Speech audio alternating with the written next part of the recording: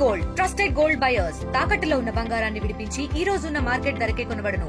మరిన్ని వివరాలకు సంప్రదించండి 7710777720. ఫిబ్రవరి 7న మనం ఎందుకు ప్రదర్శన చేయాలి లక్ష డబ్బులతో? సుప్రీంకోర్టు తీర్పు మనకు అనుకూలంగా వచ్చాక కూడా ఎందుకు రోడ్ ఎక్కాలి? సుప్రీంకోర్టు తీర్పు మనకు అనుకూలంగా వచ్చాక కూడా 4 నెలల 22 రోజులు 23 రోజులు వాటికి ఆగస్టు 1న సుప్రీంకోర్టు తీర్పు వచ్చింది మనకు అనుకూలంగా.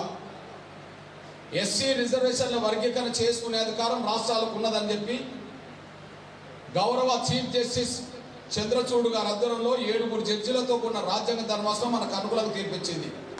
రాష్ట్రాలే చేసుకోవచ్చు అని. ఇప్పుడు నేను ఏ రాష్ట్రంలో ఉన్నా? మన సొంత రాష్ట్రమైన తెలంగాణలో ఉన్నా. మరి సుప్రీంకోర్టు తీర్పు మనకు అనుకూలంగా వచ్చినాక తెలంగాణ రాష్ట్రంలో నేను ఎందుకు పెద్ద సభ పెడుతున్నాక వేరే సభ ఇక్కడ పెట్టడం లేదు? ఎస్సీ వర్గీకరణ అంశం పంజాబ్లో ఉన్నది, అది అమలు జరుగుతుంది. ఎస్సీ వర్గీకరణ అంశం హర్యానాలో ఉన్నది, అక్కడ అమలు జరుగుతున్నది. ఎస్సీ వర్గీకరణ అంశం తమిళనాడులో ఉన్నది, అక్కడ అమలు జరుగుతున్నది. గౌరవ ముఖ్యమంత్రి చంద్రబాబు నాయుడు గారు వారం రోజుల క్రితం మార్గపల్లెకి వెళ్ళి ఒక ఇంట్లో కూర్చొని నేను త్వరలోనే ఎస్సీ వర్గీకరణ చేయబోతున్నా, మీరు బాగా చదువుకోండి అని చెప్పి పిల్లలకు చెప్పిండు. నిన్నగాక మొన్న సుప్రీంకోర్టు తీర్పు వచ్చినాక చాలా రాష్ట్రాలు వర్గీకరణ చేసుకోవడానికి ముందుకెళ్తున్నాయి, వర్గీకరణ చేసుకున్నాయి కదా. ఈ రాష్ట్రంలో ఎందుకు ఆగిపోతున్నది? వాస్తవానికి ఏ రాష్ట్రంలోనైనా లేట్ కావచ్చునేమో కానీ ఈ రాష్ట్రంలో లేట్ కావద్దు. ఎస్సీ వర్గీకరణ అంశం పరిష్కారం ఏ రాష్ట్రంలోనైనా లేట్ అవుతుందే అర్థం చేసుకోవచ్చు, కానీ ఈ రాష్ట్రంలో లేట్ కావాల్సిన అవసరం లేదు. ఎందుకు లేదు? ఈ రాష్ట్ర ముఖ్యమంత్రి రేవంత్ రెడ్డి గారు సుప్రీంకోర్టు తీర్పు వచ్చిన రోజే, సుప్రీంకోర్టు తీర్పు వచ్చిన రోజు నేను సుప్రీంకోర్టులోనే ఉన్నా. తీర్పు వెలువడ్డ తర్వాత నేను బయటకు వచ్చి విలేకరుల సమావేశం పెట్టాను. నేను విలేకరుల సమావేశం పెడుతున్న క్రమంలోనే శాసనసభలో ముఖ్యమంత్రి వర్గీకరణకు అనుకూలంగా మాట్లాడుతున్నాడు అని చెప్పి టీవీలో వస్తూనే ఉన్నాయి. అంటే ఈ దేశంలో అందరికంటే ముందు షెడ్యూల్ కులాల వర్గీకరణ చేసే బాధ్యత మాదే అని చెప్పి రేవంత్ రెడ్డి గారు ఒప్పుకున్నాడు. అంతకంటే ముఖ్యంగా గత నోటిఫికేషన్లో కూడా వర్గీకరణ వర్తింపజేస్తామని చెప్పి అసెంబ్లీలో చెప్పిండు. ఆర్డినెన్స్ తీసుకొచ్చి మాదిగలకు న్యాయం చేస్తామని చెప్పిండు. ఈ 3 మాటలు తప్పేశాడు. వాస్తవానికి వ్యక్తిగతంగా ఆయన మనకు అనుకూలమే. ఎంఆర్పిఎస్ ఉద్యమం చేసిన రోజుల్లో మన ధర్నాలకు మన సభలకు వచ్చిండు. హైదరాబాద్కు వచ్చిండు, ఢిల్లీకి వచ్చిండు, మన విద్యార్థుల సభ కూడా వచ్చిండు. హైదరాబాద్లో ధర్మయుద్ధ మహాసభకు వచ్చిండు. ఢిల్లీలో జంతర్ మంతర్ వద్ద మనం చేసిన ధర్నాలకు వచ్చిండు.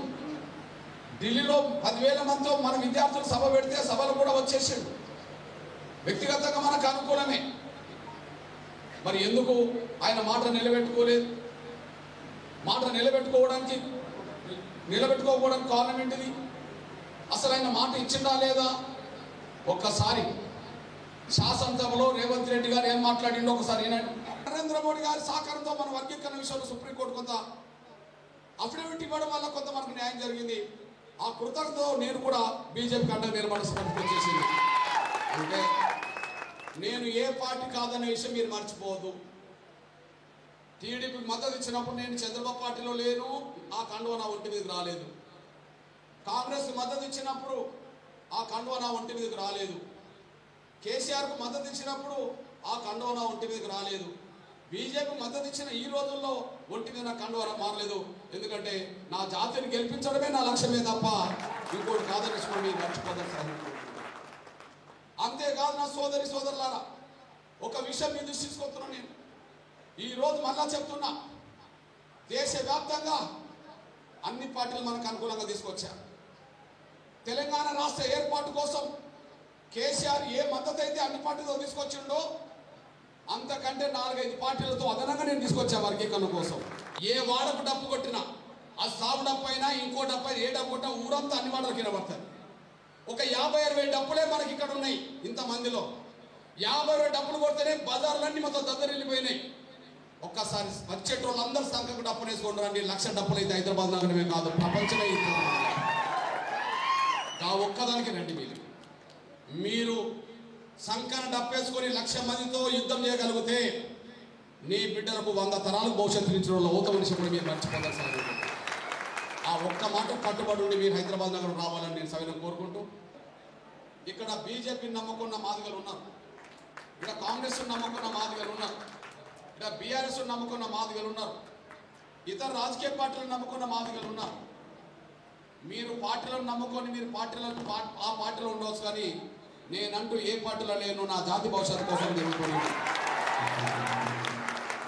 నేనంటూ ఏ పార్టీలో లేను, నా జాతి భవిష్యత్తు కోసం తిరుగుతున్నా. నేను 30 ఏళ్ల పోరాటం, ఎన్నో కష్టాలు, ఎన్నో నిందలు, ఎన్నో నిర్బంధాలు, ఎన్నో కేసులు, ఎన్నో మరణాలు, ఎన్నో సందర్భాల్లో జైళ్ళు, ఇవన్నీ 30 ఏళ్ళుగా చూస్తూ ఉద్యమాన్ని ఒక దశకు తీసుకొచ్చాము.